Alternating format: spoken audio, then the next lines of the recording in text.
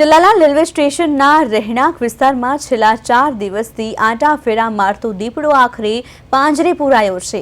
દીપડાની હાજરીને કારણે સ્થાનિક રહીશોમાં ભયનો માહોલ સર્જાયો, જેમાં 2 દિવસ પહેલા દીપડાએ એક શ્વાનનું મારણ કર્યું હોવાની ઘટના બની હતી।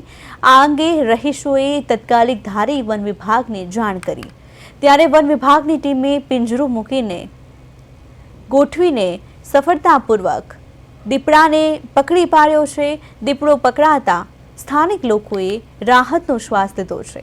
ઘટના સ્થળે લોકોનું ટોળું એકત્ર થયું હતું અને વન વિભાગની ટીમનો આભાર વ્યક્ત કર્યો હતો। રહેણાંક વિસ્તારમાં એક દીપડો પાંજરે પુરાતા રહીશોએ રાહતનો શ્વાસ લીધો છે। હું રેલવે ક્વાર્ટરમાં રહું છું અને રેલવેનો કર્મચારી છું। છેલ્લા 10 દિવસથી દીપડાનો એટલો આતંક હતો કે બાળ બચ્ચાને મેં રમાડી શકતા ને 2 દિવસ પહેલાં કૂતરીનું મારણ કર્યું હતું। તો એ અમને જાણ થઈ એટલે અમે ફોરેસ્ટ ખાતાવાળાને જાણ કરી, તો ફોરેસ્ટ ખાતાવાળા આવીને પિંજરું મૂક્યું ને આજ તારીખ 21ના દિવસે સવાર પડતા પિંજરો પાંજરામાં પુરાણો, દીપડો પાંજરામાં પુરાણો છે।